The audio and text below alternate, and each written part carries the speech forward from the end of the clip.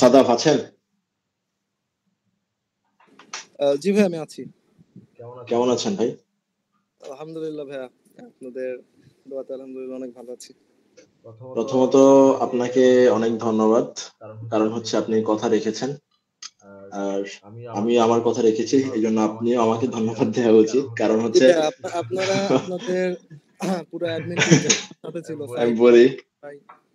Fine. কেন কেন ধন্যবাদটা চেয়ে নিলাম, সেটা হচ্ছে যে আপনার যেদিন ইন্টারভিউ, তার আগের দিন হয়তো বা আপনার সাথে মানে কথাবার্তা হইতেছিল, ইন্টারভিউ খুব একটা ভালো ছিল না। তো ইন্টারভিউর আগের দিন হচ্ছে যে আপনি মানে একটা ওয়ার্ড নিতেছিলেন বারবার মুখে, যে ভাই যদি ভিসা হয়, আমি আপনাকে কল করতেছিলাম যে আপনি সামনের উইকে আপনার ইন্টারভিউ সেশনটা আমি শেয়ার করব, আর আপনি তখন বলতেছিলেন যে ভাই যদি ভিসা হয়, দেন মনে আছে কিনা আপনার, দেন বলতেছিলেন যে হ্যাঁ যদি ভাইয়া, ভিসা হয় মানে কি, এত ডেডিকেশন, এত কষ্ট, এত কিছু করা, ওরা যদি বলেন যে যদি ভিসা হয় তাহলে তো সেটা হচ্ছে না। তো আমি আমার কথা রাখছি, আপনারটা হচ্ছে এক্সপিরিয়েন্স শেয়ার করতেছি। আপনি আমার কথা রেখেছেন, আপনার এক্সপিরিয়েন্স আপনি শেয়ার করতেছেন, ফাইন। এখন যাই ফর্মাল কথাবার্তা যেটা আমরা বলবো, সেটা হচ্ছে যে আজকে আপনার ইন্টারভিউ সেশনটা শেয়ার করার উদ্দেশ্য এটাই যে হচ্ছে আমাদের সেশন ভিসা এক্সপিরিয়েন্স গ্রুপে শেয়ার হবে, এবং আমাদের রিসেন্ট একটা ইউটিউব চ্যানেল ওপেন হয়েছে। আপনাদের অনুরোধেই যারা আছেন ভিউয়ার্স এবং লিসনার্স, তারা হচ্ছে ওইখানে ফ্রি টাইমে যে সেশন গুলো দেখতে পারেন। তো আপনার এক্সপিরিয়েন্সটা আজকে সেশন করবেন, আপনি হয়তো বা জানেন যেটা হচ্ছে যে এ টু জেড যা যা বলা দরকার একটা ইন্টারভিউ এক্সপিরিয়েন্সে, যা যা থাকা উচিত, ইনফরমেশন থেকে শুরু করে স্কলারশিপ থেকে শুরু করে। হ্যাঁ, তবে হ্যাঁ, এখানে একটা সঙ্গত কারণ আমি সবাইকে একটা আহ সংযোজিত সতর্কীকরণ দিই, সেটা হচ্ছে যে ওনার যে ইউনিভার্সিটি, ওইটা ওনাকে অ্যাডমিন প্যানেল থেকে আজকে মেনশন করতে না করতে বলা হয়েছে।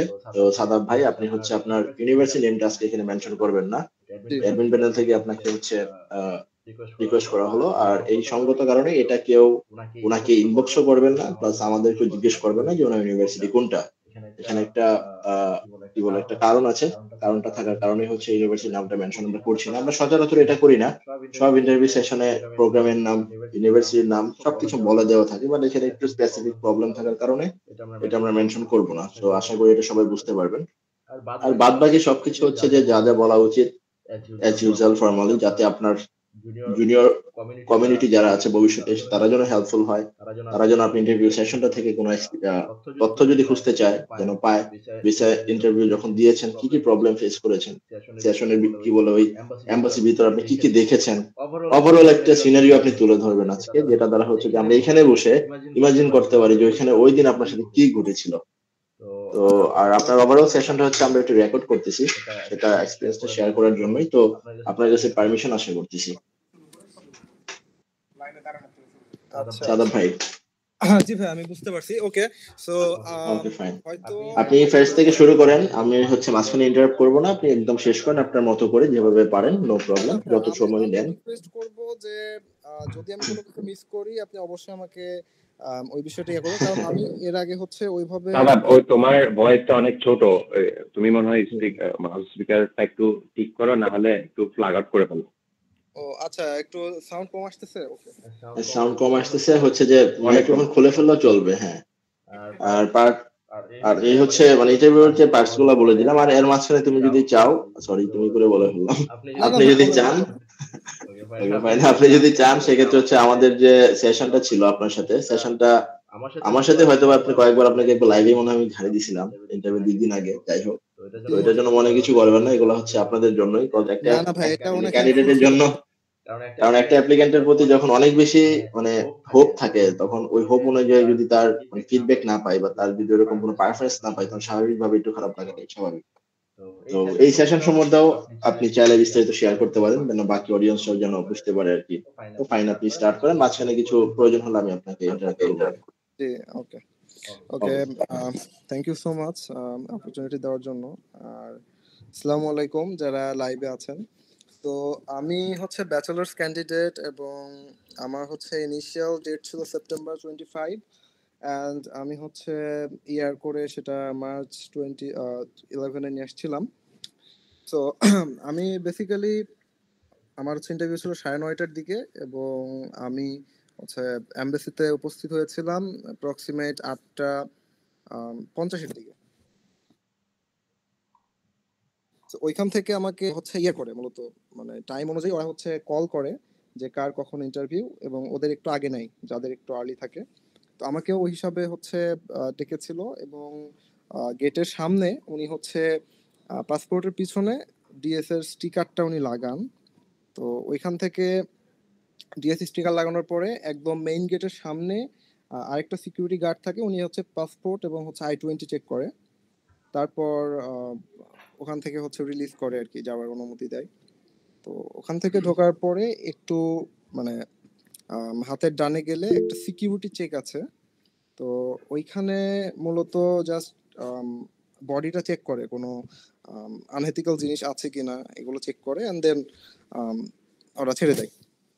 তো অ্যাজ আমার 9:30 ছিল, আমার মোটামুটি সব কমপ্লিট হয়ে গেছিল 9টার মধ্যে, এবং আমি ভিতরে ঢুকেছিলাম ওই অ্যাপ্রক্সিমেট 9টা, এবং ওইখানে 2টা হচ্ছে কাউন্টার আমাকে যাইতে হয়েছিল।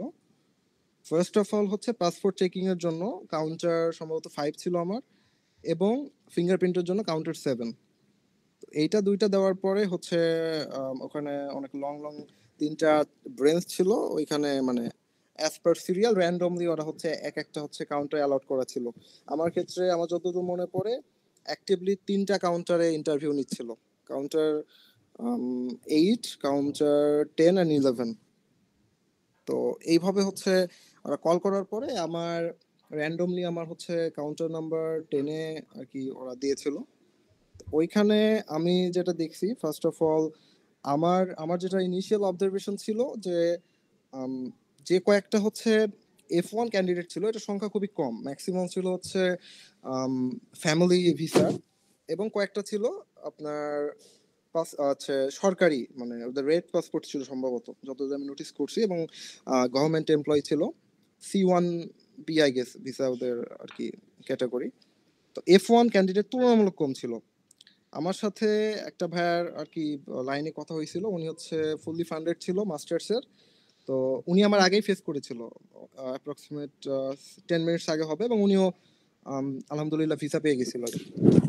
তো আমাকে যখন হচ্ছে লাইনে কল করা হইলো, আমার সামনে ছিল একজন ওয়ার্ক ভিসার ক্যান্ডিডেট, আর আমার যে ইন্টারভিউ নিয়েছিল উনি মিডল এজড, হোয়াইট একটা শার্ট পরেছিল, এবং আর কি মুখে ওরকম খুব একটা হাসি তো দেখি নাই।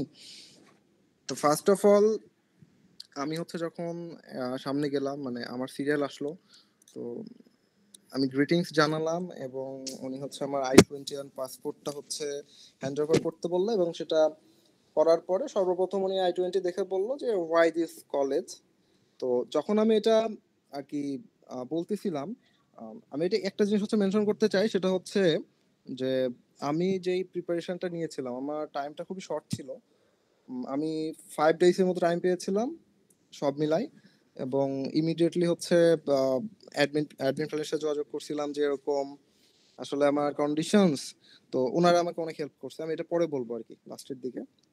তো অ্যাজ ইউজুয়াল আমার প্রিপারেশন আলহামদুলিল্লাহ মোটামুটি ছিল। তো আমাকে যখন হোয়াই দিস কলেজ আস্ক করলো, আমি যখন বলতেছিলাম উনি আমাকে 2 লাইন যাওয়ার পরে ইন্টারাপ্ট করলো যে ইউ ক্যান স্টপ। আমি স্টপ হয়ে গেলাম, দেন উনি আস্ক করলো হচ্ছে যে how many university did you applied. তো আমি বললাম 10টাতে করছি, and 9 of them got admitted me, মানে অ্যাকসেপ্ট করেছে আমাকে। তো তারপরে উনি আমার স্পন্সর নিয়ে আস্ক করলো, আমি অ্যান্সারটা দিলাম যে আমার ফাদার বিজনেসম্যান এবং ওনার একটা বিজনেস আছে আর কি। তো উনি হচ্ছে আমাকে 2বার আমার স্কলারশিপ অ্যামাউন্ট নিয়ে হচ্ছে আস্ক করেছিল। মোটামুটি আর কি স্কলারশিপ অ্যামাউন্টটা একটু হেভি ছিল। সো ফার্স্টে বলার পরে উনি হচ্ছে সেকেন্ডে লাস্টের দিকে আবার আস্ক করছে যে can you please elaborate more about your scholarship and how did you get it. তো আমি এটা আবার ওনাকে এক্সপ্লেন করলাম, এবং উনি হচ্ছে অলমোস্ট 30 সেকেন্ডের মতো স্টিল ছিল, মানে ফ্রিজ হয়েছিল, তেমন কথা বলতেছিল না। তো আমি ওনাকে আবার পাল্টা আস্ক করেছিলাম যে আমি কি আরো এলাবোরেট করবো কিনা। তো উনি বললেন নো। তো উনি কি যেন স্ক্রিনে টাইপ করতেছিল ডিউরিং দ্য টাইম। তারপরে আমাকে বললো আর কি কংগ্রাচুলেশন, আমি অ্যাপ্রুভিং এর ভিসা। তো এখানে নোটেবল যে জিনিসটা ছিল, আমার ইন্টারভিউটা তুলনামূলক আমি যেটা নোটিস করেছি যে একটু শর্ট ছিল কম্পারেটিভলি, আমার কাছে মনে হয়েছে। আর আমার সামনে যাদের হয়েছিল আমার সামনে দেখছিলাম 3-4টা আর কি রিজেক্ট হইতে। তো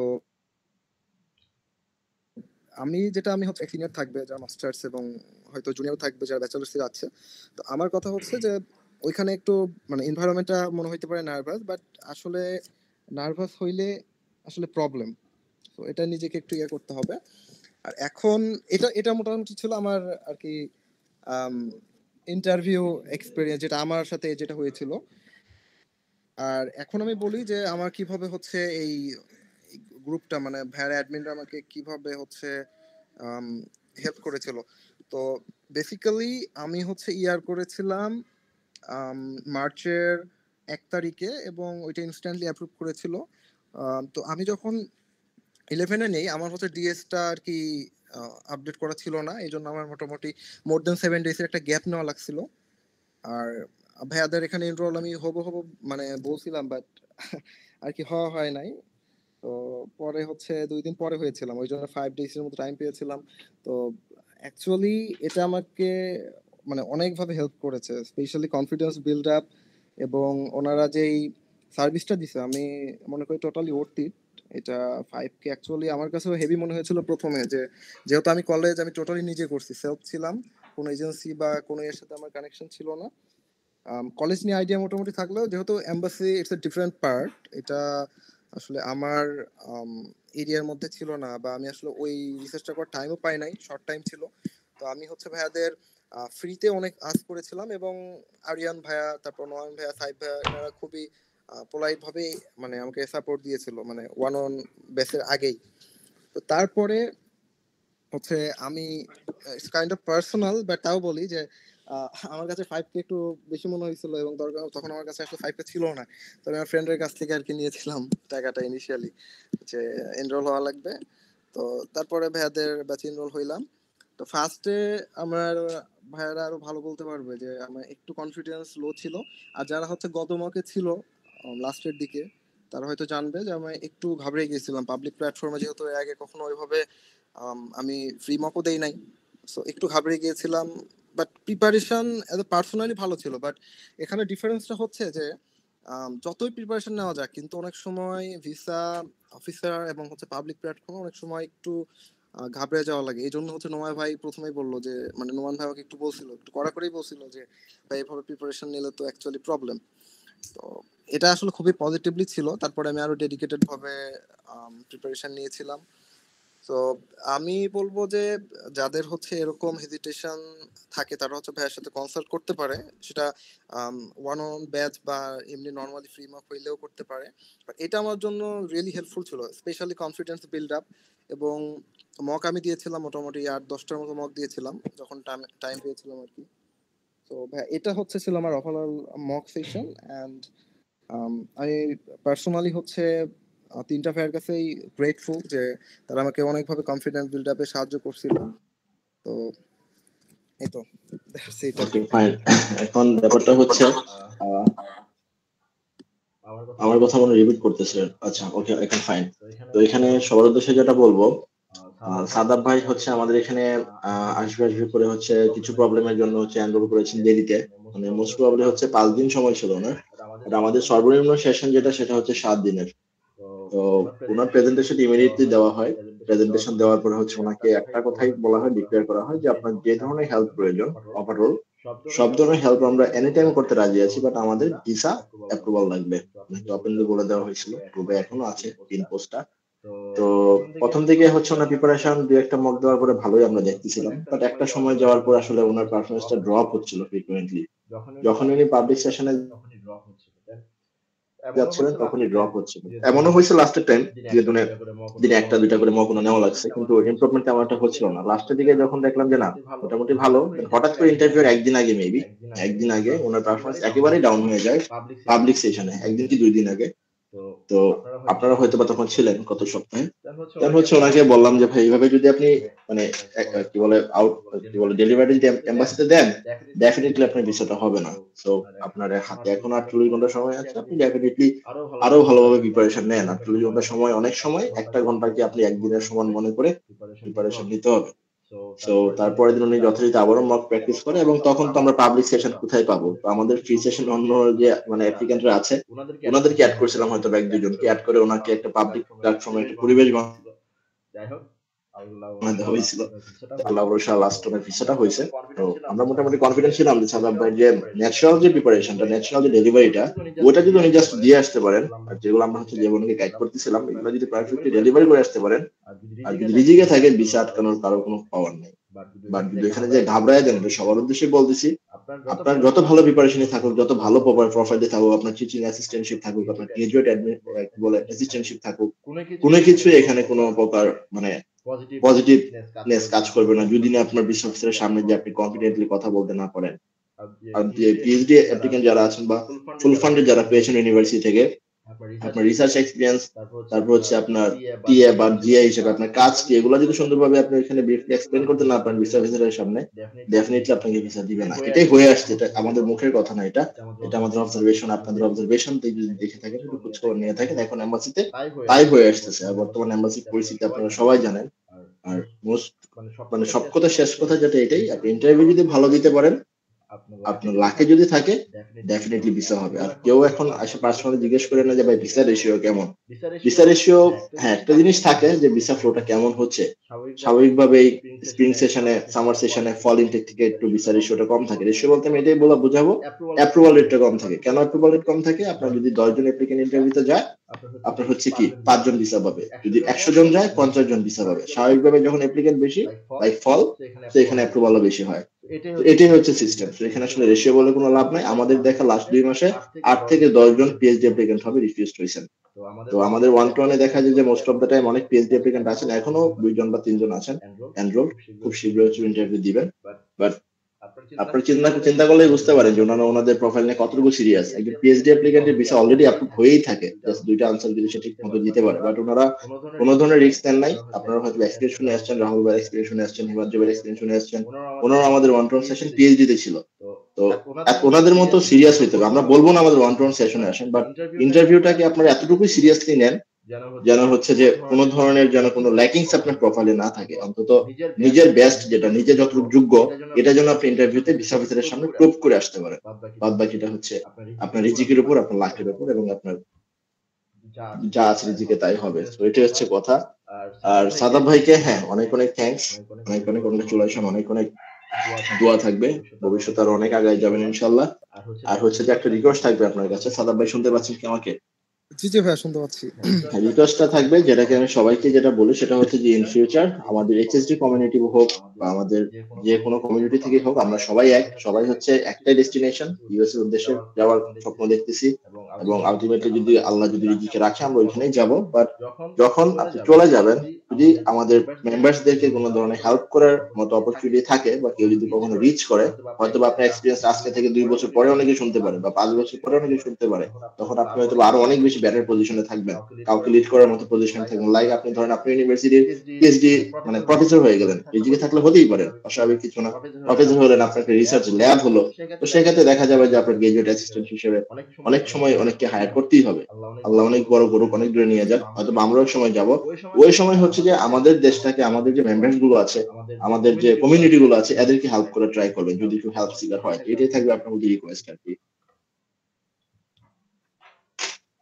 জি ভাইয়া, ওইটা আমি আমি আসলে বিলিভ করি যে আমার যদি কোনো হেল্প করার অপরচুনিটি থাকে, আমি ডেফিনেটলি সেটা করব, সেটা ইউএসএতে হোক বা দেশে হোক। আমি এরকমই আর কি মাইন্ডের। তো আরেকটা হচ্ছে যেটা আমি ছোট একটা জিনিস অ্যাড করতে চাই, সেটা হচ্ছে ন্যাচারাল থাকাটা ইম্পর্টেন্ট, যেটা ভাইয়ারা আমাকে বারবার করে বলতেছিল। যে আমার যদিও ইন্টারভিউ মোটামুটি ভাইয়ারা বলতে পারবে যে প্রিপারেশন ছিল, কিন্তু যেটা হয় কি, ভাইয়ারা আমাকে বারবার একটা জিনিস বলতেছিল, ন্যাচারাল থাকবা। বলো, ইভেন আমি দেখছি যে আমার সামনে অনেকে জাস্ট লাইক বোঝা যাচ্ছিল যে দে আর লাইক এটা পুরোটাই মেমোরাইজ করে আসছে, এবং ওদেরটা শুনতেছেও, বাট লাস্টে যে রিজেক্ট করে দিচ্ছে আর কি, বিষয়টা এরকম। তো আমি আপনার কাছে দোয়া চাইবো, যেন আমার জন্য দোয়া করবেন। এন্ড থ্যাংক ইউ ভাইয়া, আপনাদের আমাকে হচ্ছে এভাবে সাপোর্ট করার জন্য। মোস্ট ওয়েলকাম ভাই, ইনশাআল্লাহ যদি রিজিকে থাকে ইউএসএ তে দেখা হবে, ট্রিপটা পাওনা রইলো, তখন দিয়ে দিবেন ইনশাআল্লাহ।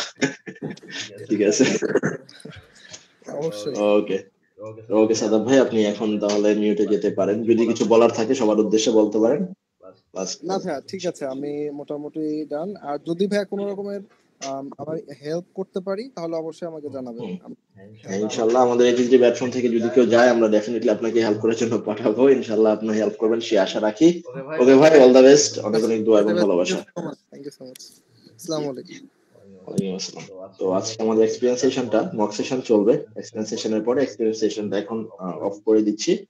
আর হচ্ছে যে আমাদের এক্সপিরিয়েন্স সেশনের যে ভিডিওটা সেটা হচ্ছে যে আমাদের ইউটিউব চ্যানেলে পেয়ে যাবেন এবং আমাদের বিসি এক্সপিরিয়েন্স সেশনের যে গ্রুপটা আছে ওইখানে পেয়ে যাবেন। তো একটু সবাই অপেক্ষা করবেন, 30 সেকেন্ডের মধ্যে মক সেশন স্টার্ট হবে। স্বামী তুমি দেখো নেক্সট কে আছেন।